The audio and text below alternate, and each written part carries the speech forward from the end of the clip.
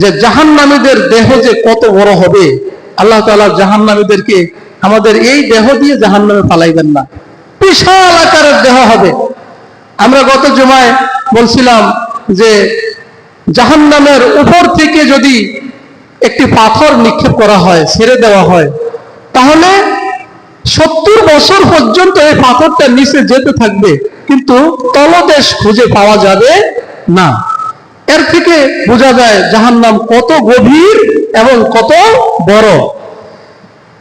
তো প্রশ্ন আসে যে এত যে বড় জাহান্নাম কিভাবে ভরপুর হবে? এটা কি চারটিখানি কথা নাকি? সেই জবাবটা এখন আসতেছে যে জাহান্নামীদের আকৃতি কত বড় হবে। হযরত আবু হুরায়রা রাদিয়াল্লাহু তাআলা আনহু থেকে বর্ণিত, নবী করিম সাল্লাল্লাহু আলাইহি ওয়াসাল্লাম ইরশাদ করেছেন, ইন্না যিলাযা জিলদিল কাফিরি ইসনাতানে ওয়া আরবাউনা যিরাআ। যারা জাহান্নামী হবে তাদের শরীরের চামড়া 42 হাত মোটা হবে। শরীরের চামড়া 42 হাত মোটা হবে। এখন আমাদের চামড়া কতটুকু? 1 সুতা হয়তো বা 2 সুতা। কিন্তু আল্লাহ না করুন যদি আমরা জাহান্নামী হই, তাহলে জাহান্নামের মধ্যে পালানোর আগে আল্লাহ তাআলা আমাদের দেহটাকে এত বড় করবেন যে শুধু দেহের চামড়াটাই হবে 42 হাত মোটা। শুধু চামড়াটাই 42 হাত মোটা চামড়া।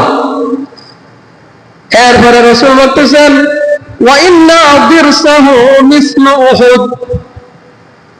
জাহান্নামীদের এক একটা দাঁত হবে উহুদ পাহাড়ের সমান। জাহান্নামীদের দাঁত এক একটা উহুদ পাহাড় পরিমাণ সমান হবে। তাহলে বুঝেন এক একজন জাহান্নামীকে আল্লাহ তাআলা কত বড় আকৃতি দিয়ে তিনি তখন সৃষ্টি করবেন। এটা কি মুখে সোজা কথা? জাহান্নামীর এক একটা দাঁত হবে কিসের মতো? উহুদ পাহাড়ের মতো। উহুদ পাহাড়ের সমান এক একটা দাঁত হবে। এরপরে বলতেছেন, ওয়া ইন্না মাজলিসাহু মিন জাহান্নাম কামা বাইনা মক্কা ওয়াল মদিনা। এবং একজন জাহান্নামের বসার জায়গা হবে মক্কা এবং মদিনার মধ্যবর্তী যে দূরত্ব, মক্কা এবং মদিনার মধ্যবর্তী দূরত্ব হলো 450 কিলোমিটার। 450 কিলোমিটার। চিন্তা করেন 450 কিলোমিটার কত দূরত্ব।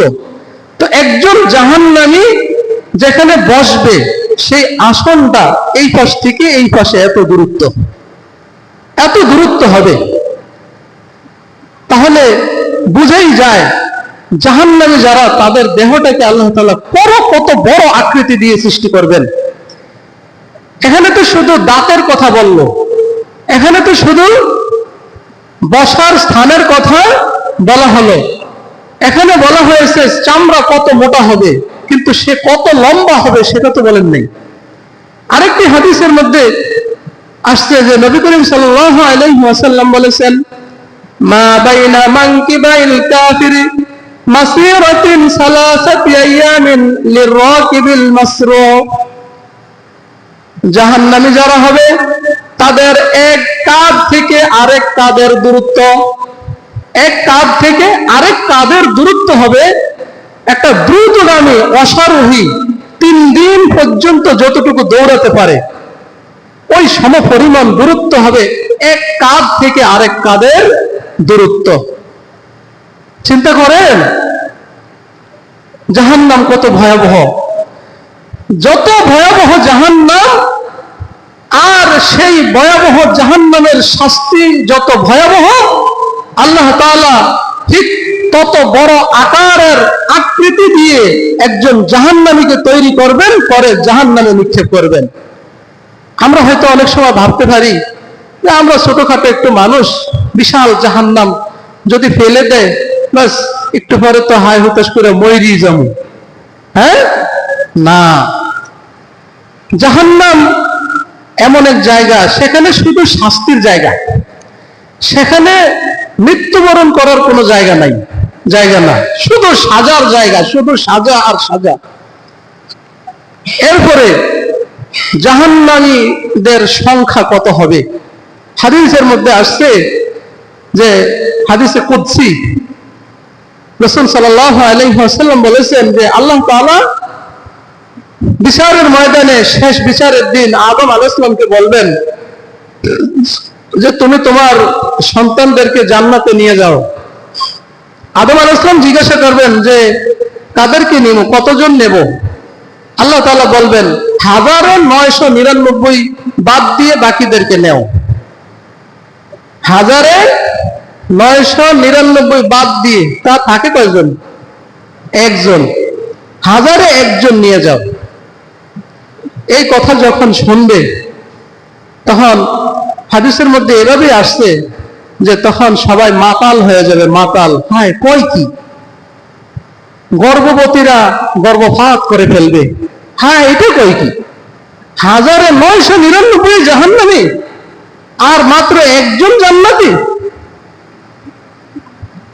এবার বুঝুন জাহান্নাম আল্লাহ কি দিয়ে ভরপুর করবেন। ওয়ালাকাদ জারানা লিজাহান্নামা কাসীরাম মিনাল জিন্নি ওয়াল ইনস, জিন এবং ইনসানদের মধ্য থেকে অধিকাংশই হবে জাহান্নামের ইন্ধন, অধিকাংশই জাহান্নামে যাবে।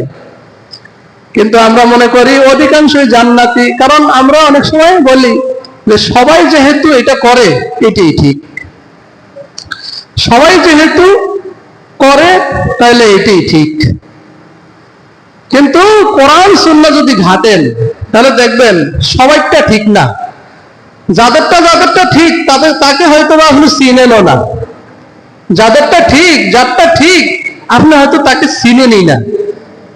আর চিনলেও কিভাবে চিনেন? একদম এই নগণ্য সাধারণ একজন মানুষ হিসেবে হয়তো আপনি চিনেন, কিন্তু এই লোকটাই আসলে জান্নাতি।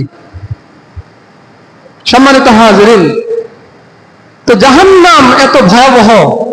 জাহান্নাম বলবে ইয়াওমা নাকুলু লিজাহান্নামা হাল ইমতালাতি ওয়া তাকুলু হাল মিন মাজিদ। জাহান্নাম এমন একটা জায়গা, এমন একটা জিনিস, জাহান্নাম সবসময় শুধু চাইতে থাকবে যে আর আসেনি কিছু। অর্থাৎ তাকে যতই জাহান্নামে দেওয়া হোক সে শুধু আরো চাইবে, আরো চাইবে। হযরত আনাস ইবনে মালিক রাদিয়াল্লাহু আনহু থেকে হাদিস বর্ণিত, তিনি বলছেন যে রাসূলুল্লাহ সাল্লাল্লাহু আলাইহি ওয়াসাল্লাম বলেছেন জাহান্নাম শুধু চাইতে থাকবে যে আর কিছু আছে কিনা, হাল মিন মাজিদ, হাল মিন মাজিদ, হাল মিন মাজিদ, এভাবে আর আছে কিছু। তখন এক পর্যায়ে মহান রব্বুল আলামিন তার পা মুবারক, তার পা জান্নাতের উপরে রাখবেন। তখন জাহান্নাম বলবে কত্তুন কত্তুন ইয়া রব্বুল আলামিন, আপনার ইজ্জতের কসম করে বলছি আমি পূর্ণ হয়ে গেছি, যথেষ্ট, আর লাগবে না, যথেষ্ট, আমি পূর্ণ হয়ে গেছি। তখন জান্নাতের এক অংশ দ্বারা আর এক অংশ পূর্ণ হয়ে যাবে। তাহলে বুঝা গেল আল্লাহ তাআলার পা যদি জাহান্নামের পাশে না রাখতেন তাহলে জান্নাত ফুটতো না। এত